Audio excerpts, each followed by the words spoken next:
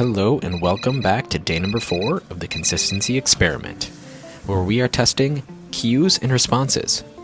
A cue is something you do, an action, like turning on the shower, to a response, dropping down and doing 50 push-ups. This is something that I've already built into my schedule. Can I take this into my time blocking experiment to see if I have any other cues, an action I take, to create a response to something that I would like to change or build a habit around? Stay tuned and find out. Also, editor's note, do not film yourself doing push-ups in time-lapse or sped up. It really looks like you enjoy your bathroom floor.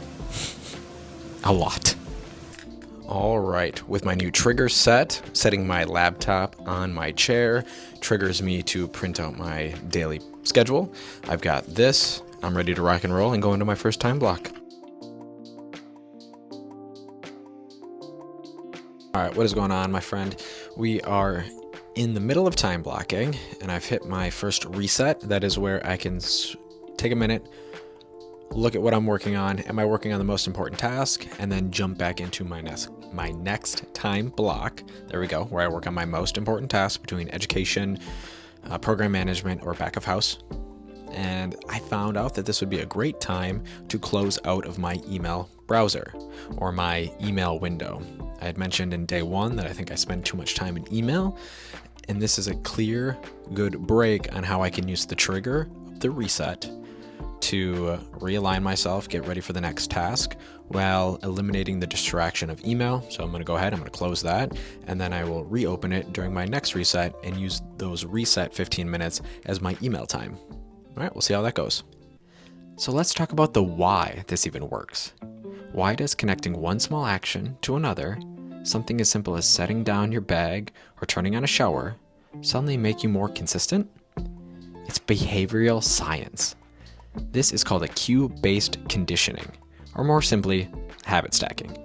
It's one of the core ideas behind BJ Fogg's Tiny Habits model, and it's stupid simple once you see it. Your brain loves predictability. When it recognizes that one thing always follows another, it starts to hardwire those two moments together, like brushing your teeth and then reaching for the mouthwash, or hearing your morning alarm and automatically reaching for your phone. You don't consciously decide to do that anymore. Your brain connected the dots for you.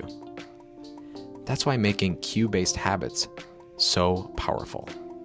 They take motivation, which comes and goes, completely out of the equation. Think about working out. Most people try to rely on motivation to get to the gym. They wait to feel ready, to have energy, or to find the time. But motivation is emotional. It burns hot, then disappears. Consistency doesn't come from emotion. It comes from repetition tied to a cue. That's why the people who seem effortlessly consistent with fitness aren't necessarily more disciplined. They've just built triggers that do the heavy lifting for them. Maybe it's laying out their gym clothes the night before. Maybe it's driving straight to the gym after work instead of home. Or maybe it's as simple as the sound of their morning alarm. Not a signal to wake up, but a signal to move. The cue becomes the spark. And over time, that spark becomes muscle memory. Neuroscientists call that the cue routine reward loop. Here's how it works. You get a cue, something that signals your brain a routine is about to happen. You follow it with a routine, the action you take. And then you feel a reward, maybe pride, accomplishment, or even just relief that it's done. Each time that loop repeats, your brain releases a small hit of dopamine, not because of the result, but because of its predictability. The pattern itself becomes satisfying. That's why after a few weeks of consistent workouts, you don't dread going to the gym. Your brain actually starts craving the process. You've wired in a sense of reward before you even set foot inside. It's like setting up dominoes. Once the first one tips, the rest follow. But the trick isn't trying to push all the dominoes harder. It's about setting up the first one in the right place. And here's the best part. Cues are everywhere. You already have hundreds of them in your day. Your morning coffee, your commute, the sound of your notifications, even walking past the fridge. All you have to do is redesign what those moments mean. You don't need more time. You just need new triggers. So maybe every time you pour your coffee, you take a minute to write your top 3 priorities. Every time you brush your teeth, you think of one thing you're grateful for. Or every time you unlock your phone, you ask yourself, is this helping me or just distracting me? Those micro moments add up, because every cue is a chance to choose your next move intentionally. Most people think consistency comes from being more disciplined, but discipline fades when the day gets messy. Consistency comes from automation. The less you have to think about doing the thing, the more likely you'll keep doing it. And here's the thing. Cues don't have to be perfect. You'll miss one, you'll forget another, and that's okay. Because the point isn't perfection, it's pattern recognition.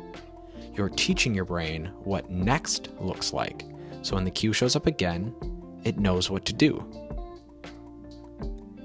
So here's your challenge for today. Find one cue, just one, that already happens every single day. Something predictable, and attach a small, specific action to it. If you're trying to build consistency at the gym, maybe your cue is walking through your front door after work. Instead of sitting down, you immediately change into your workout clothes. That's it. You don't even have to go to the gym yet. Just change. If you're trying to focus better at work, maybe your cue is sitting down at your desk before opening your email, taking one deep breath, and write your single most important task for the next hour. Whatever it is, keep it small and keep it obvious. The cue does the work. Your only job is to respond. All right, my friends, I will catch you in the next episode.